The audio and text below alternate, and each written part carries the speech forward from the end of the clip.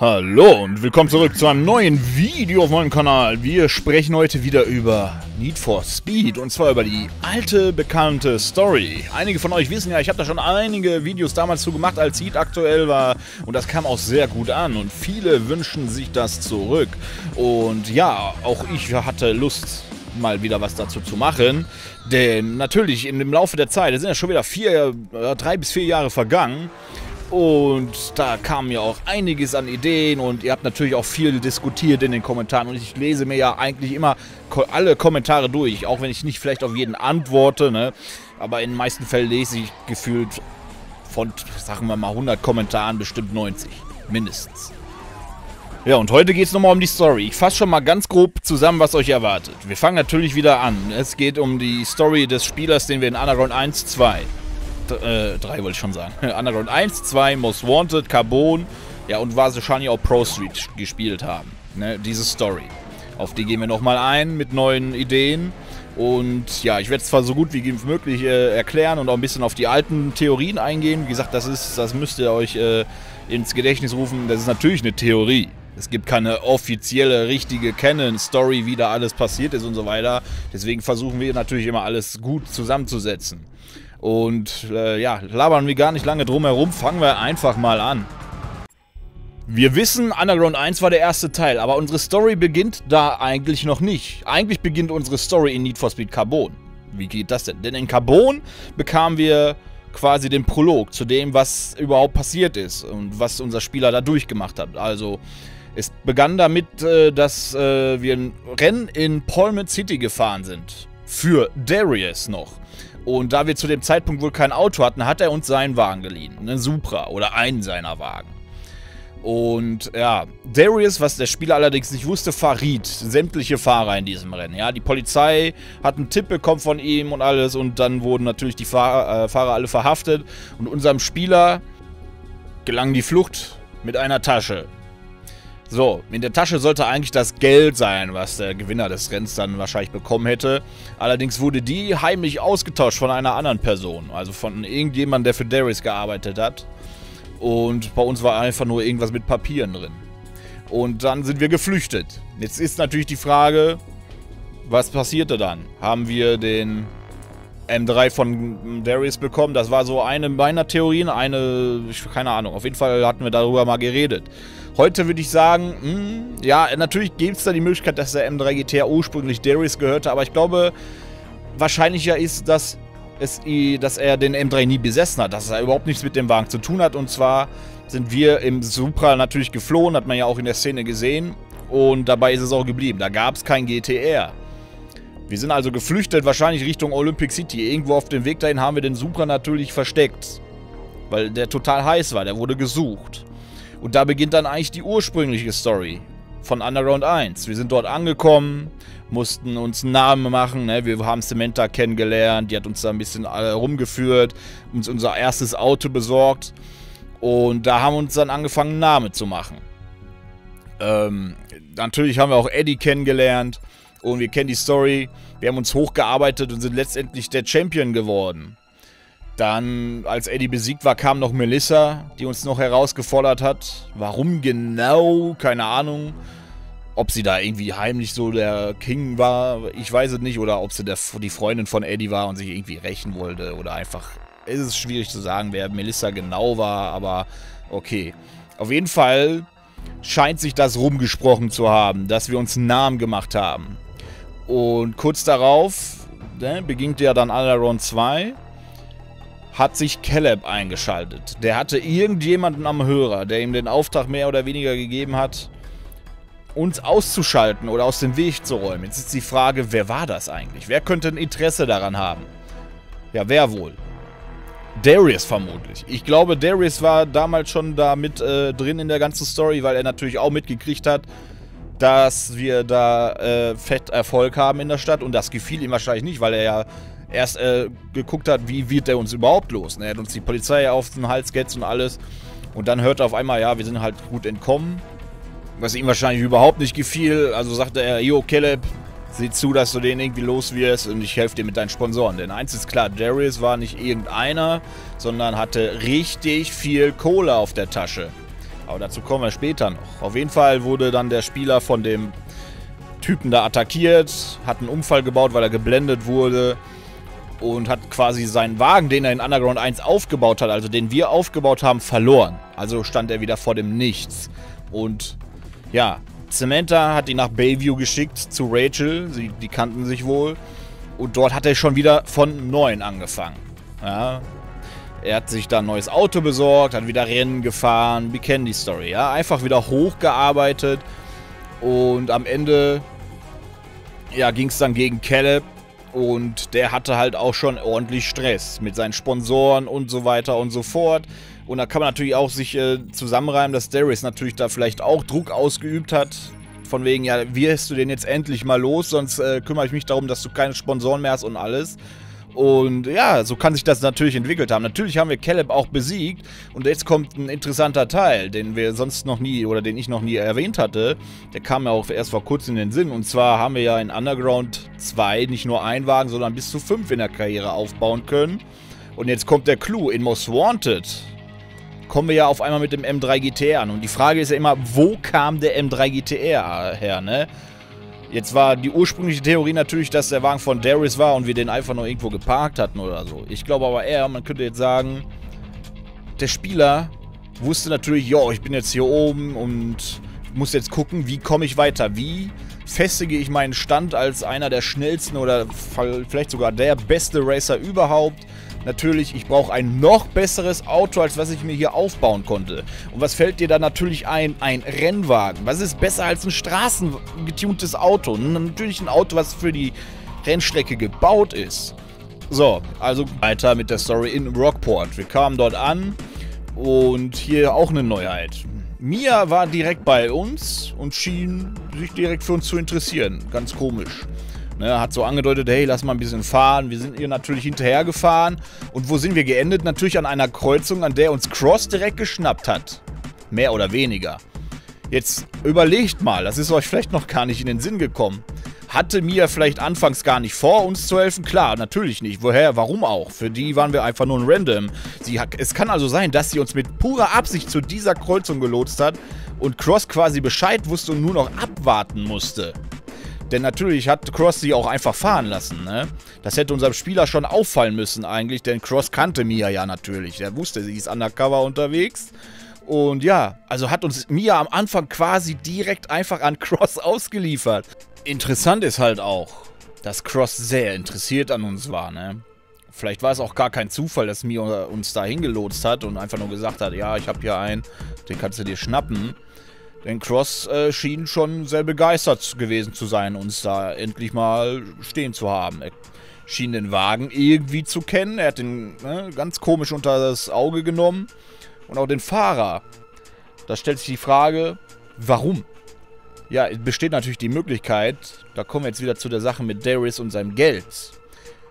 Es besteht die Möglichkeit, dass Darius schon ein Kopfgeld auf uns ausgesetzt hat. Weil das in Underground 2 in Bayview auch nicht geklappt hat mit Caleb. Ne, da kann natürlich sein, dass er dann gesagt hat, ja, okay, ich mach das jetzt selber und hat ein Kopfgeld auf uns angesetzt. Weil wir wissen ja, Cross war nicht nur Polizist, ne, sondern auch Kopfgeldjäger. Also besteht die Möglichkeit, dass auf uns schon ein Kopfgeld ausgesetzt war, bevor wir uns in Most Wanted überhaupt einen Namen gemacht haben und da dieses ganze Kopfgeld angehäuft haben. Ne, dass der Wagen quasi schon gesucht wurde. Wie Darius rausgefunden hat, was für einen Wagen wir aktuell fahren, ist natürlich so eine Sache, aber ne, der hatte halt mega Einfluss, kannte wahrscheinlich auch sehr viele Fahrer und dadurch hat er wahrscheinlich auch seine Info bekommen, wo wir wohl gerade unterwegs sind, was für einen Wagen wir fahren, was wir machen. Und hat halt ein Kopfgeld ausgesetzt und Cross hat gesagt, ja, wenn du den Wagen findest, ne, der war wahrscheinlich halt zur Suche ausgeschrieben. Mia hat das gesehen und uns direkt zu Cross gelotst und der hat sich natürlich direkt gefreut. Ne? Ja, moin, da haben wir ihn. Und wir konnten der ganzen Sache nur entkommen, weil irgendwelche Plebs irgendwo Stress geschoben haben und Cross zu diesem Einsatz musste. Ne? Natürlich hat er uns noch schön einen Rallye-Streifen reingeritzt, aber ja, das klingt recht logisch, würde ich mal behaupten, oder? Ja, dann ging es natürlich weiter. Wir haben Ronnie getroffen, der hat ein Rennen gegen uns verloren, hat uns mehr oder weniger nach Razor gelotst, ne? Der Spieler ist immer halt hinterher, wollte natürlich sein Geld. Und von da an kennen wir die Story. Razor hat da erstmal Welle geschoben, Seine Jungs haben dann am Auto rumgemacht, nachdem wir ihn herausgefordert haben, weil er wusste wahrscheinlich indirekt, gegen so einen Wagen habe ich keine Chance, egal wie schnell mein Mustang ist, ne? Weil es ist halt ein Rennwagen, ein übertriebenes Auto, also ja, uns wurde das Öl abgelassen und dementsprechend gab es dann Motorschaden am Ende. Der BMW war erstmal hinüber und ja, verloren an Razor. Der hat den Wagen dann gehabt, natürlich repariert und sich an den ersten Platz der Blacklist gesetzt. Ja, wir haben uns natürlich wieder mal am Anfang befunden, ne? Schon wieder, das 3. Mal ohne Auto. Ja, Mia hat uns geholfen, nachdem wir aus dem Knast kamen, weil sie das wohl unfair fand oder sie einfach die Chance sah, durch uns an die Blacklist ranzukommen. Aber wahrscheinlich auch, weil sie wirklich unfair fand und vielleicht auch so ein bisschen einen Crush auf unseren Spieler hatte, weil die hat ihn schon sehr verdächtig immer angeguckt, ne? Ja, von da an ging's los, ne? Rock hat uns auch noch geholfen, mit Informationen versorgt, ne? Rock ist auch ein sehr interessanter Charakter in der ganzen Story, weil er sehr viel über all die Fahrer weiß, also er scheint auch irgendwann mal in der Blacklist gewesen zu sein. Da wollte ich auch irgendwann nochmal ein Video machen, denn die Blacklist muss ja anfangs ganz anders aufgebaut gewesen sein, als dann, wo Razor am Zug war, ne? Weil, wenn ihr euch die Autos auch anguckt, zum Beispiel Joe Vega mit der Viper, ist glaube Blacklist 4, der war am Anfang, hatte der noch völligen Serienwagen, ne? Das muss sich da alles ganz komisch entwickelt haben, aber naja, ist eine andere Story. Auf jeden Fall haben wir uns hochgearbeitet und letzten Endes es geschafft, Razor zu besiegen und unseren Wagen wieder zu bekommen. Natürlich haben sie da die Chance genutzt dann und haben die halbe Blacklist verhaftet. Es besteht natürlich die Möglichkeit, dass einige entkommen sind. Dazu gibt es auch ein Video über Bull und Ronnie. Ja, Razor, der ist ziemlich safe im Knast gelandet. Das haben wir mehr oder weniger durch die neueren Need for Speeds bestätigt. Und von da an ging es mit Carbon eigentlich weiter, denn wir mussten flüchten, wir waren in Rockport nicht mehr sicher, weil Cross wirklich hat da alles aufgefahren, was er auffahren konnte. Die Stadt war nicht mehr safe für irgendwelche Racer. Ich denke mal, da wurde so einiges hops genommen an Fahrern. Und ja, wir sind über die Berge Richtung Portland gefahren. Und ja, Cross ist uns gefolgt, ne? Der war direkt wieder am Start. Und wir haben unseren Wagen wieder verloren, ne? Er hat uns wirklich den Berg da runtergejagt, dann kam eine Baustelle und dann gab es einen Unfall und dann war der BMW hinüber und wir waren sozusagen auch am Ende. Cross hätte uns einfach nur noch mitnehmen müssen. Aber dann kam wieder Darius, der das auch interessanterweise sehr schnell wohl bemerkt hat, dass ausgerechnet wir jetzt in diesem Canyon unterwegs sind.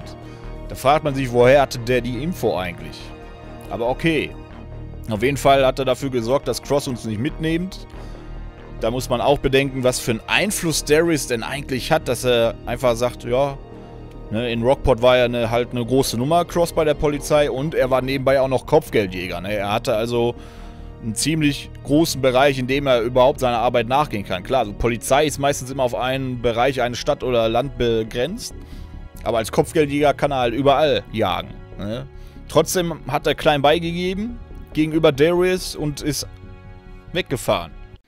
Ja, und Darius machte uns ganz schnell klar, dass wir ihm ein Auto schulden und jetzt für ihn fahren müssen und uns um Cruise kümmern sollen in seinem Namen. Ja, Autoschulden, damit konnte man damals natürlich in Verbindung bringen, ja, der M3, der ist ja hier gerade kaputt gegangen. Aber nein, natürlich ist der Supra gemeint, der verschollen ist. Wo der abgeblieben ist, weiß keiner, ne? Wie gesagt, ich denke mal, der wurde halt abgestellt irgendwo. Vielleicht wurde er auch komplett umgebaut oder verkauft. Vielleicht hat der Typ den einfach verkauft damals. Und ja, wer weiß, ne, vielleicht, Imagine Ronnie hatte den Supra damals gekauft, Kapi, und den einfach nur umlackiert und so weiter. Das wäre ja auch cool. Ja, auf jeden Fall sind wir dann in der Stadt angekommen, mussten für Darius fahren und die Crews waren natürlich nicht begeistert, ne, weil sie wegen uns, sie dachten natürlich, wir sind hier der Verräter und wegen uns wurden die verhaftet und so weiter. Die wussten halt gar nichts davon, dass Darius das Problem war. Auf jeden Fall haben wir die ganze Stadt auseinandergenommen, haben gewonnen, die Territorien eingenommen, mehr oder weniger. Und ja, dann war eigentlich alles gut, aber dann haben wir uns noch an Darius' Territorium vergriffen und an dem Punkt hat er dann wieder gesagt, alles klar, jetzt verrate ich dich wieder. Und ja, er wollte uns wieder an Cross ausliefern und das hat auch fast geklappt. Als er dann weg war, kam aber Mia und hat einen Deal gemacht mit Cross. Und da frage ich mich schon wieder, welchen Einfluss hat Mia? Nee, Nikki, Entschuldigung, Nikki hieß sie natürlich. die Nikki. Welchen Einfluss hatte Nikki auf Cross? Warum hat er dem Deal zugestimmt? Was genau lief da? Weil diesmal war keine Blacklist in Aussicht. Was? Wo war da der Sinn für Cross? Was für einen Gewinn hätte er gehabt oder hat er gehabt? Hat sie ihm irgendwas versprochen? Ist jetzt die Frage. Oder waren die irgendwie connected? Es ist wirklich ganz komisch. Vielleicht war auch Nikki mit Mia connected und Mia hat bei Cross irgendwie irgendwas gemacht, aber das ist auch eine ganz interessante Frage. Warum hat Cross uns fahren lassen?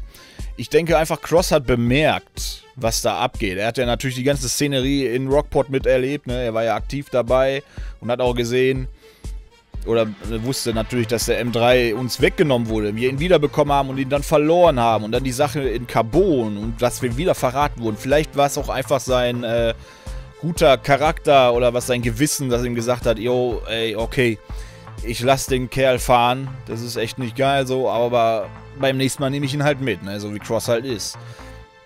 Also eine ganz interessante Sache. Auf jeden Fall ging es dann weiter. Darius hat die alte Crew, die alten Crewbosse quasi zusammengeholt von den Gebieten und hat sie für sich fahren lassen, was super ironisch ist, denn im Grunde sind jetzt die 3 Bosse, die sich so aufgeregt haben über uns, zu dem gegangen, der sie tatsächlich verraten hat, der halt wirklich dafür verantwortlich war, dass die damals verhaftet wurden in dem Rennen. Aber sie wussten das halt nicht.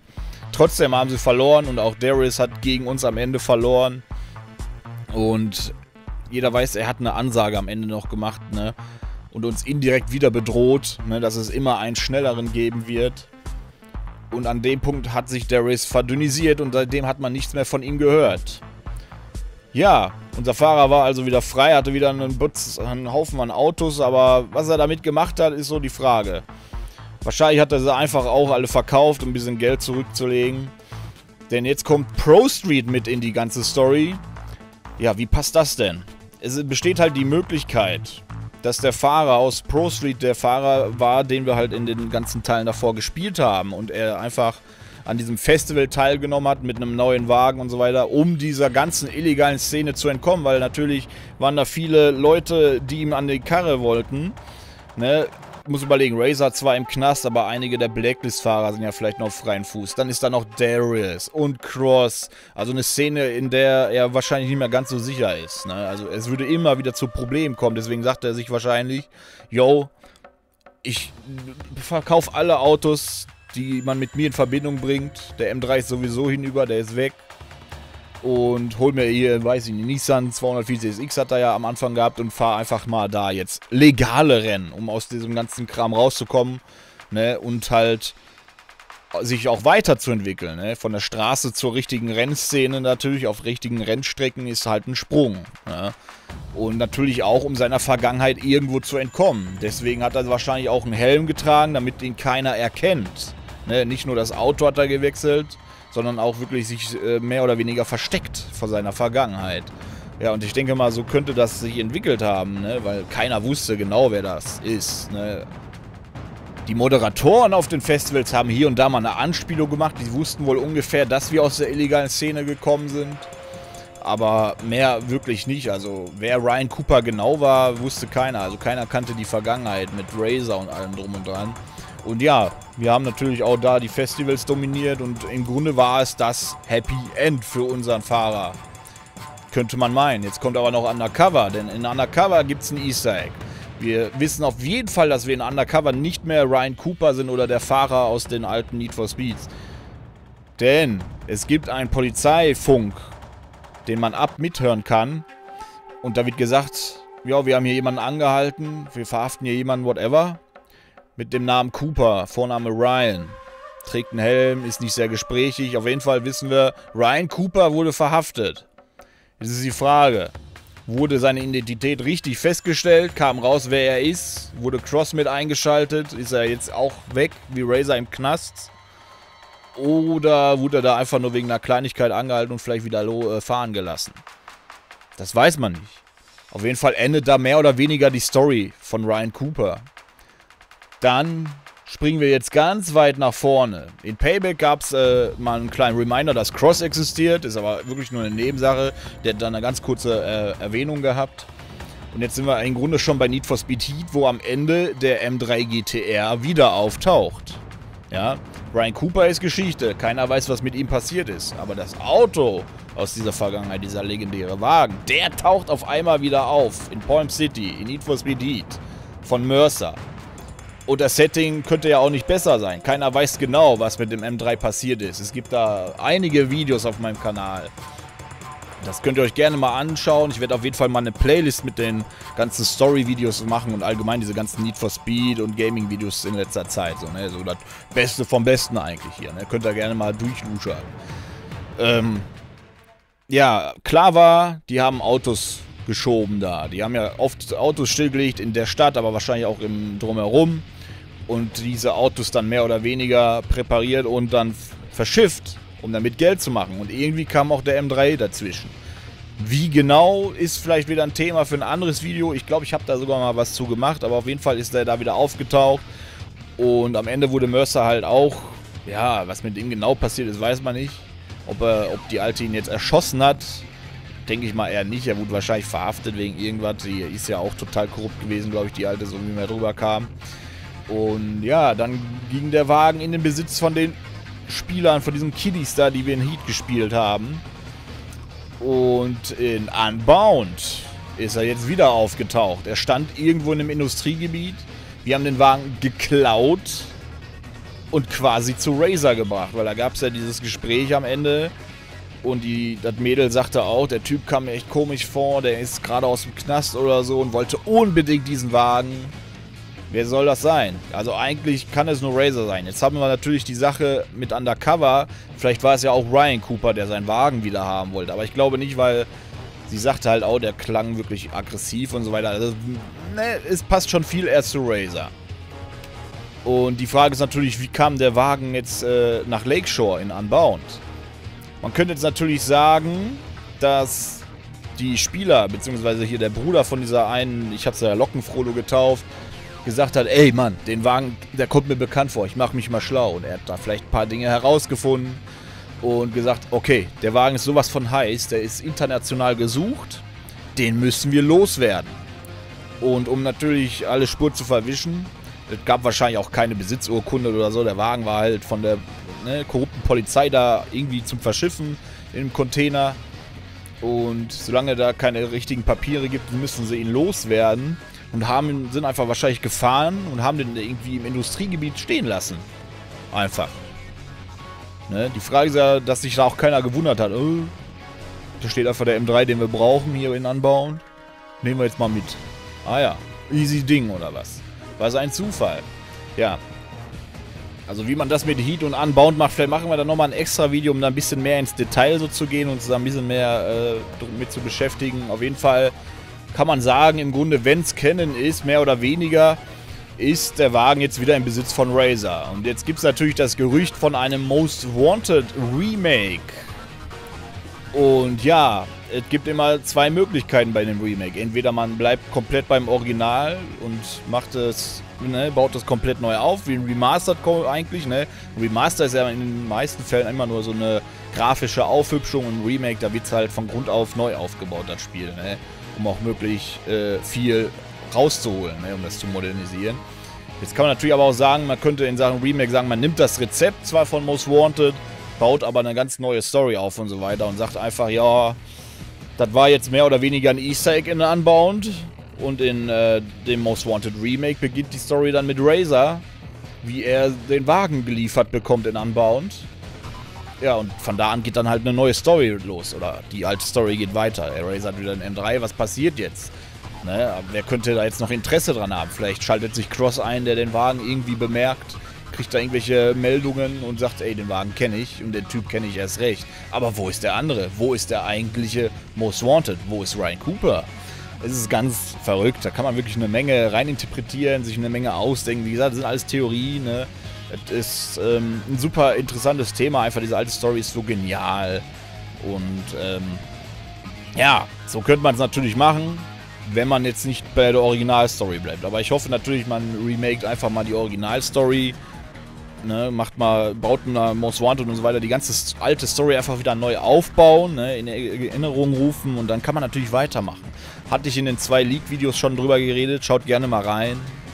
Wie sich das da alles entwickelt, wie das da alles gemacht werden könnte. Wie gesagt, schreibt auch gerne in die Kommentare oder lasst ein Like da, wenn wir da nochmal genauer drauf eingehen sollen, was mit Unbound und Heat so ist, mit den Autos. Aber ich denke mal, da kommt in Zukunft auf jeden Fall noch einiges. Ist auch noch abzuwarten, ob an dem Remake-Gerücht was dran ist. Ne, ich hoffe es zumindest. Und ich würde sagen, das war's erstmal an dieser Stelle. Das war mal wieder ein Story-Video. Ich hoffe, es hat euch gefallen. Ne, die Sache ist für viele immer sehr packend. Ne, ich kann das auch absolut nachvollziehen, weil die Story ist halt auch wirklich geil und die bietet halt wirklich so viele Möglichkeiten. Da kann man so viel reininterpretieren, weil wir halt so viele Fragen offen haben. Aber ich hoffe, ich konnte das jetzt so ein bisschen verständlich rüberbringen. Das ist im Grunde jetzt Theorie Nummer 3. Schaut euch gerne auch noch die anderen Theorien an. Aber denkt immer dran, es ist eine Theorie. Ja, ich will hier nichts als Fakt darstellen. Ich kann ja auch nicht sagen, dass sie es jetzt kennen. Und ich sage euch was, ich habe vorhin noch ein Video gesehen von Kages Mages oder Cage Smage, ich weiß nicht, wie man ihn ausspricht. Auf jeden Fall hat er da auch ein Video zu der ganzen Story gemacht, aber die ist schon noch ein bisschen sehr krasser, viel krasser abgefahren, also extrem einfach. Ne, zum Beispiel, dass Ryan Cooper nur so getan hat, beziehungsweise wurde nur so getan, dass er in Undercover verhaftet wurde, damit er dann bei der Polizei fährt und das nicht so auffällt. Aber das wäre dann auch schon ein richtiger 31er-Move von Ryan, nach allem, was passiert ist, dass er dann auch noch zu den Cops geht und genau dasselbe macht, was ihm angetan wurde. Vor allem würden die Cops jemanden annehmen, der so viel Dreck am Stecken hatte, der so viel illegale Sachen verzapft hat, ne? Allein das, was sein Rockport angestellt hat, wahrscheinlich eher nicht. Und auch die Sache mit den anderen Spielen, weil so ein bisschen hat Need for Speed ja nach Pro Street die Substanz verloren. Oder nach Undercover. Und ob man das jetzt alles auch noch mit reinpacken will, ich weiß nicht. Schwierig, ja klar, es wird viel gemunkelt, geschmunkelt auf Reddit und so weiter, aber wie gesagt, das sind alles Theorien. Es gibt keine Canon-Story und das ist auch gar kein Front an Kage, gar nicht, überhaupt nicht. Ich finde es eigentlich auch ziemlich geil, mal ein Story-Video von jemand anders zu sehen, wie er so die Sicht auf die Dinge hat und was er da so im Internet gefunden hat. Ne? Wie gesagt, Reddit und alles, das ist alles voll mit Stories. Aber an sich ist das halt, wie ich schon sagte, ein super komplexes Ding. Da kann man sehr viel verschiedene Varianten draus spinnen. Und ja, deswegen ist das ja auch schon mein 3. Video zu dieser Hauptstory. Plus unzählige andere Videos, was da so passiert sein könnte und so weiter. Wie gesagt, guckt gerne in die Playlist. Und ja, ist es halt super kompliziert, aber auch mega interessant. Einfach eine geile Sache. Ne? Diese ganze Story ist wirklich... Da haben sie damals wirklich ein kleines Meisterwerk geschaffen, muss man einfach mal sagen. Vielleicht werde ich auch einfach mal auf seine Version reacten. Mal gucken, was mir dazu so einfällt. Ne, ich habe da, wie gesagt, beschäftige mich ja schon seit Jahren mit dieser ganzen Geschichte. Und dann machen wir mal so eine kleine Analyse. Vielleicht im Livestream zusammen mit dem Chat. Dann können die auch direkt ihren Senf dazu abgeben. Ich denke mal, so wie ich Kage jetzt einschätze, ist er eigentlich ganz cool drauf und wird da jetzt keine große Welle machen, wenn man auf sein Video reactet. Ist er eigentlich auch ganz cool, weil es gibt nicht viele YouTuber in Deutschland, die sich mit Rennspielen beschäftigen und dann vor allem mit der Story von dem alten Need for Speed und so. Oh, gucken wir mal, okay, gucken wir mal. Aber gut, bringen wir das Ganze jetzt mal zum Abschluss hier. Zeit fürs Happy End. Ne, wir sind gleich schon bei einer halben Stunde hier. Schreibt mir auf jeden Fall mal gerne in die Kommentare, was ihr davon haltet, von der Variante der Story jetzt in dem Video.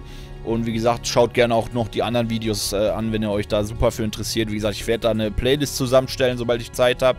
Sollte eigentlich jetzt schon da sein. Dann am Ende des Videos könnt ihr das anklicken. Oder unten in der Beschreibung wird ein Link sein. Da sind einiges an Videos, da könnt ihr euch mal durchfuchteln. Und ja, schreibt einfach mal in die Kommentare eure Gedanken, die ihr dazu habt. Die kann man ja dann auch in dem Livestream mit einbauen, falls ich dann auf das Video reacte und so weiter und wir da talken. Ne?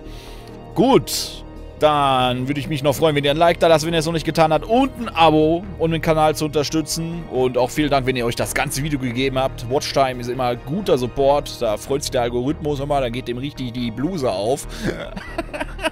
Wir sehen uns im nächsten Video. Ich bedanke mich fürs Zuschauen und auf Wiedersehen.